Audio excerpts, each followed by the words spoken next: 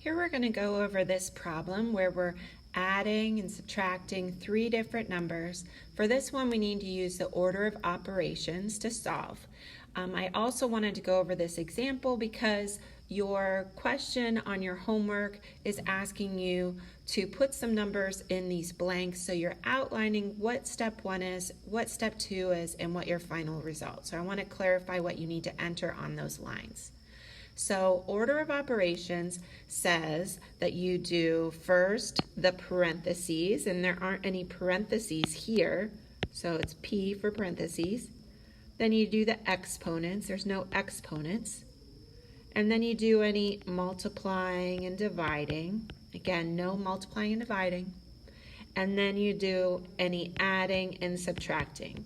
So we have some adding, we have some subtracting. So does this mean that we do the adding first and then the subtracting? No, you do the adding or subtracting, whichever comes first from the left to the right.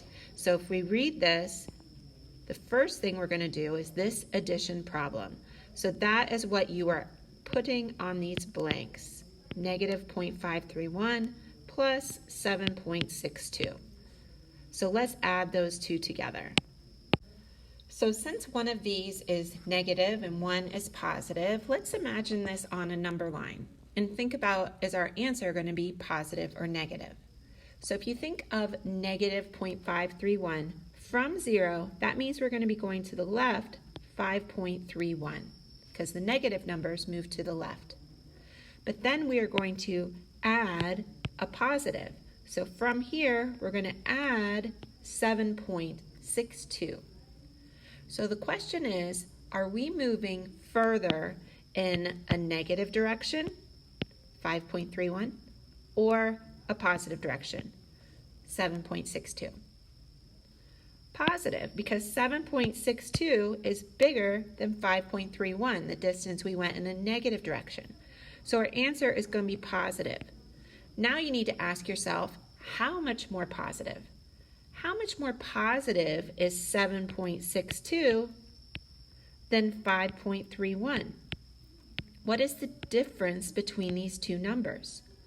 So we're actually going to subtract these. 2 minus 1 is 1, 6 minus 3 is 3, 7 minus 5 is 2.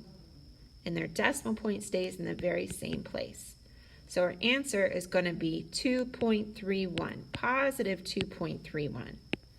So typically, you don't put that positive symbol there. If it's positive, you don't need any plus or minus in front of it. So our answer is 2.31. Now what do we do? Now we have decided that this is 2.31. So let's just cross that off. What our problem is now is 2.31 minus 11.37. So let's imagine this on the number line. So we are from 0, we're at positive 2.31, so we're moving to the right. But then we are subtracting from that 11.37, we're moving to the left. So we need to ask ourselves, is our answer going to be positive or negative? Did we move further in a positive direction or a negative direction?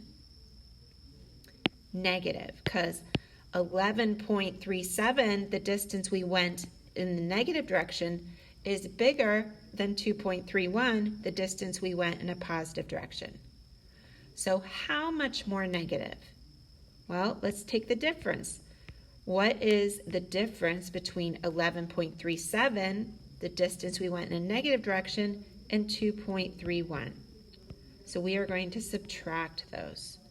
7 minus 1 is 6, 3 minus 3 is 0, and 11 minus 2 is 9. So our answer is negative 9.06.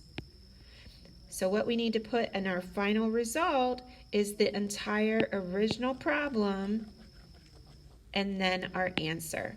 So you'd put this negative 5.31 and then plus 7.62 minus 11.37 equals negative 9.06.